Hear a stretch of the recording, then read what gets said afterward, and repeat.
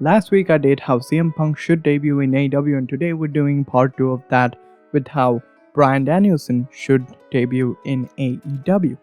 If you don't know, there have been rumors recently that both CM Punk and Bryan Danielson are on the way to becoming all elite, and I already spoke on how CM Punk should debut and take the wrestling world by storm. Today's the other side of the story. For any of you who don't exactly know who Bryan Danielson is, let me break it down for you. Originally making his fame in Ring of Honor, he was said to be one of the founding figures of Ring of Honor, one of the best Ring of Honor champions of all time, and one of the best indie wrestlers of all time. Bryan Danielson was a myth and a legend in the indie circuit. He had matches in various promotions including New Japan, Ring of Honor, PWG, All Star Wrestling, among others, and eventually, after absolutely destroying up the indie scene, he made his way to WWE. To be fair, he was a part of WWE before he came to WWE as part of NXT, but we're not going to consider that because that was just shit and it's not part of the story whatsoever. He was a member of the game show version of NXT, and eventually all the people that were in NXT at that time band up together and became a faction called the Nexus. You might have heard of the Nexus. They had one of the best debuts, one of the best endings of any Raw in history, but Bryan Danielson, or Daniel Bryan as he was known in WWE, went a little bit too far. Not knowing what the boundaries of PG are, he decided to choke Justin Roberts with his own tie and got suspended and fired because of that. But eventually he made his way back to WWE as part of Team WWE to take on Team Nexus. And from that, it was a pretty high mountain for Daniel Bryan to climb, and that he did. He won the Money in the Bank briefcase and subsequently actually cashed it in to become a World Heavyweight Champion. Then lost it in 18 seconds to Sheamus at WrestleMania in the infamous match because he kissed AJ Lee. Then started the infamous Team Hell No, which is still to this day one of my favorite things to have ever come out of wrestling. It was so hilarious, but after all of that, he went back to the singles division and became one of the most popular stars that WWE had at that period. And for that reason, he was set to face John Cena at SummerSlam for the WWE Championship. And against all odds, he did win the championship. But after the match, Triple H, who was the special guest referee of the match, decided to turn on Daniel Bryan, hit him with the pedigree so that Randy Orton can cash in and win the WWE Championship. And from there on forward, it was the story of Daniel Bryan versus The Authority, which culminated in one of the best moments in WrestleMania history when he defeated Triple H, Randy Orton, and Batista on the same night to crown himself the WWE World Heavyweight Champion on top of WrestleMania 30. However, he had to relinquish the championship due to injury, and then he came back but had to take time off and possibly retire because at that point it came out that Daniel Bryan would not be able to wrestle again. But frankly, he was able to wrestle. He came back in 2018 and again got right back to where he was. Eventually, after a small run with Kane, he came back and became the one and only WWE Champion by defeating AJ Styles by turning heel. The man that had not been heel till that point in WWE turned heel and became a messiah for veganism or some shit, I don't quite remember.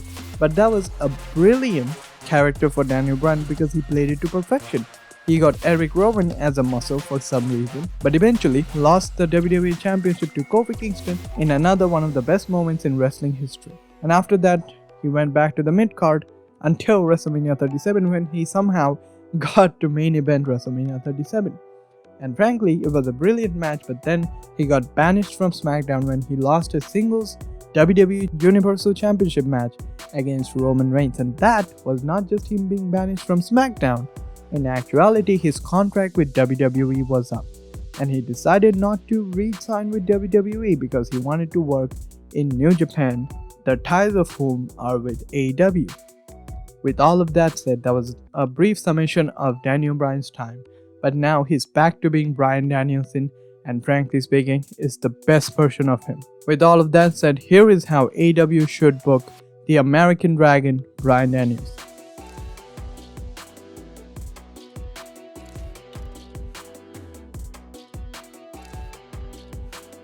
So the day we start on is August 14th. It's supposed to be New Japan Pro Wrestling Resurgence, their show in America featuring the likes of Jon Moxley, Lance Archer, the Good Brothers, among others. Jon Moxley and a mystery partner are supposed to face the Good Brothers at Resurgence, and guess what? It's simple as this. Bryan Danielson is the partner of Jon Moxley. Jon announced that his partner is going to be one of the best wrestlers that he's ever faced, and it's going to be the American Dragon. The lights go out and a spotlight appears on the ramp and they start playing Final Countdown. Slowly, he makes his way to the ring.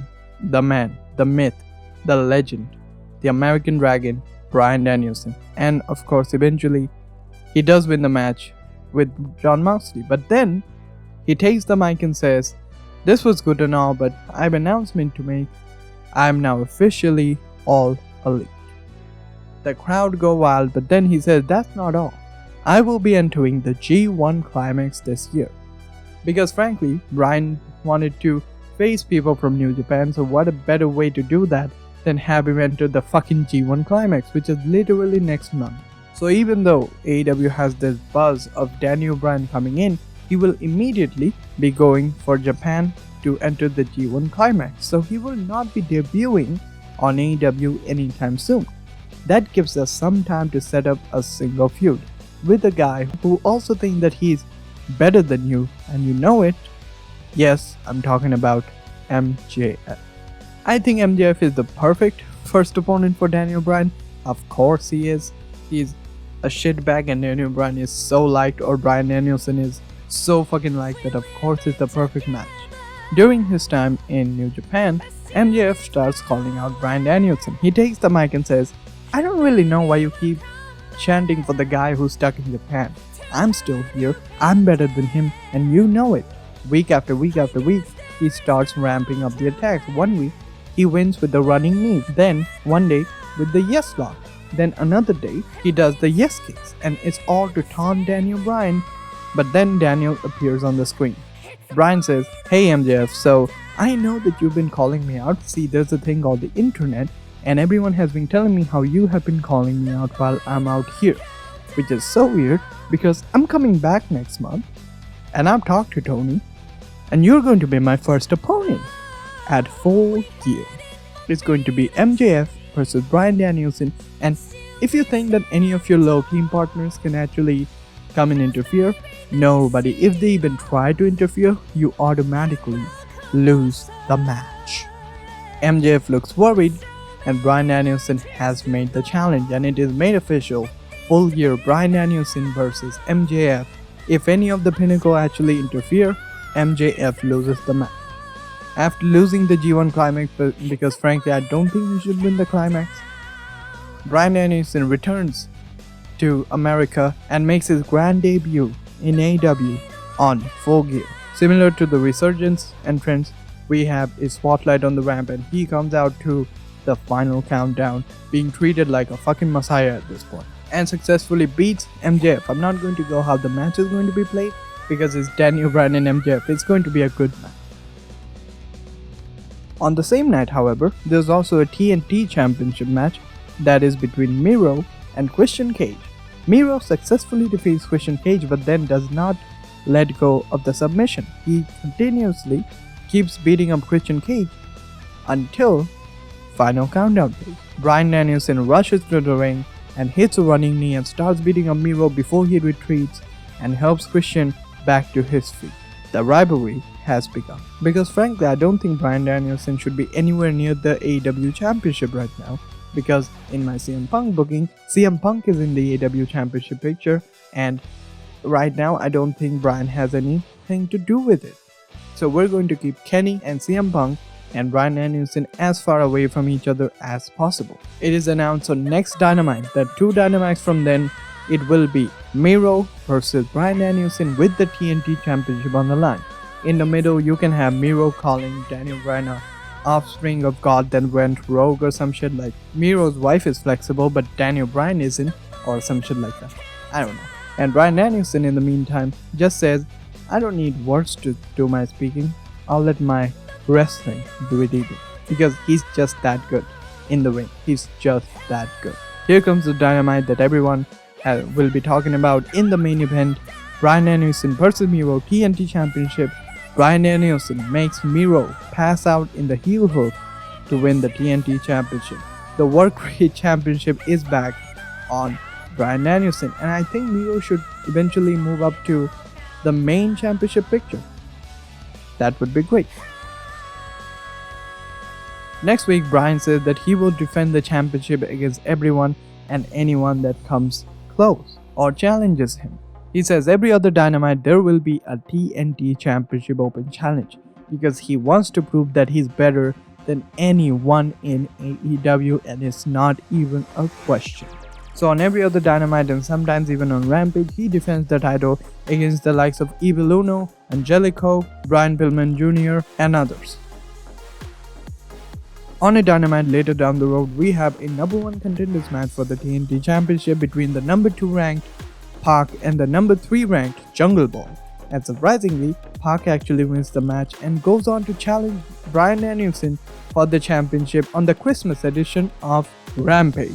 At this point, the Lucha Bros have left Pac and they have won the AEW Tag Team Championship, and they have sided with Andrade. Again, Pac loses to Bryan Danielson because there's no one who can take him down supposedly. Over the next few weeks, he again defends against the likes of Christian Cage, Matt Hardy, Dustin Rhodes and other people like that. However, after his match against Christian Cage from behind, the Lucha Bros and Andrade attack none other than Bryan Danielson. The message has been sent. Andrade wants the TNT Championship. So a match is made for Double or Nothing, Bryan Danielson versus Andrade. You can simply make this entire feud about the American Dragon facing against the face of the Latinos. It's as simple as that. You don't really need anything more than that. American wrestling versus lucha wrestling. Simple. And I would have Andrade beat Bryan Danielson clean. I will be the first to admit Andrade's introduction in AEW hasn't been great. I do have faith that they won't turn it around, but till now it has not been perfect. And him being the first person to out-wrestle the wrestling machine, Bryan Danielson, will get a lot of buzz around him, and that can be very good for him going forward. Also, the faction of Lucha Bros and Andrade holding all the gold will be amazing. Also makes it good that AEW is pushing forward so much of his Latino talent, unlike WWE. Bryan is annoyed at losing his title but says he will get the title back no matter what. He starts racking up wins on Elevation and Dark to become the number 2 contender again. And with every other match, he becomes a little bit more aggressive, a little bit heelish in his ways. A number 2 versus number 3 contenders match is again made for the TNT Championship number 1 contenders. It's going to be Bryan Danielson versus Darby Allin. It will take place on a Rampage, and on that match, Darby Allin ends up winning that match with a roll-up that enrages Bryan Danielson beyond his breaking point, and he ends up absolutely murdering Darby Allin. When Sting comes to stop him, he beats the shit out of the old man as well. Bryan Danielson has turned to the dark side. 2 weeks later, Bryan Danielson lets out all of his frustration. So much of my work for nothing. Nothing. Some Jeff Hardy wannabe beats me in the middle of the ring off of a roll-up. I can accept if Andrade beat me clean. Fair enough. You know, he out-wrestled me in one match. I can beat him also. Just give me another chance, but you wouldn't because there's no rematches. So I make my way back to the top, and eventually a roll-up is how I lose my championship opportunity. I won't take that easy at all. While he's giving the speech, Darby Allin, with his taped up ribs and everything, jumps him from behind, beating him up with a skateboard that leads to an all-out brawl where the two have to be separated from one another. Before Allin can actually face Andrade for the TNT Championship, he is to face Bryan Danielson in a 2 out of 3 falls match, and that match is basically a massacre. Of course, Bryan Danielson wins, and it will be 2 falls for Bryan and 0 falls for Darby. Since Bryan beat the ever-living shit out of Darby before, he can take advantage of some of the injuries that Darby faced before, and Then, towards the second fall, he would absolutely wreck the shit out of Darby Allin's foot, apply the heel hook or something and just wreck his foot. So that when Darby faces Andrade for the championship, Andrade retains by taking advantage of the hurt foot. After this brutal beatdown, Bryan Danielson turns his attention to the IWGP US Championship, which is at that point held by Jon Moxley. During an interview that Moxley was giving, Bryan Danielson attacks him from behind and takes the IWGP US Championship and wrecks Jon Moxley in the head with it, and again a message is sent. He does not want to wait around for championship opportunities anymore. He's just going to get them on his own. This all leads to All Out. Simply just build the story over the weeks of Jon Moxley being absolutely enraged at Bryan Danielson. Bryan Danielson wanting that championship because he just needs those championships to validate himself being the best in the fucking business. And it all accumulates at All Out with Jon Moxley versus Bryan Danielson for the IWGP Championship. Sort of ironic because just 1 year ago, Jon Moxley brought Bryan Danielson to AEW as a partner for him on New Japan's show. Just ironic in its own way. And on that stage, Daniel Bryan or Bryan Danielson out-wrestles Jon Moxley to claim the IWGP US Championships, which now he can take to Japan or even face people from Japan on Dynamite and Rampage and other places. Eventually, he does move on to the AEW World Championship picture and has matches with Kenny Omega and Hangman Adam Page. But for the first year, I would keep him away from all of them, especially with my CM Punk booking, because I don't think you should be giving away these matches so soon. So thank you everybody so much for watching. Hope you enjoyed. If you did, be sure to let me know in the comments. Also be sure to like, share and subscribe. That helps out the channel a lot and it doesn't cost you anything. Let me know what you want next in the comments as well. I think next week I might be posting the AEW Women's Division booking. Maybe we'll see about that. Also, I have What If coming soon. What if Roman Reigns did not return to WWE in 2020? That is going to be a blast. Please do subscribe to not miss that. And as always, I'll see you in the next one.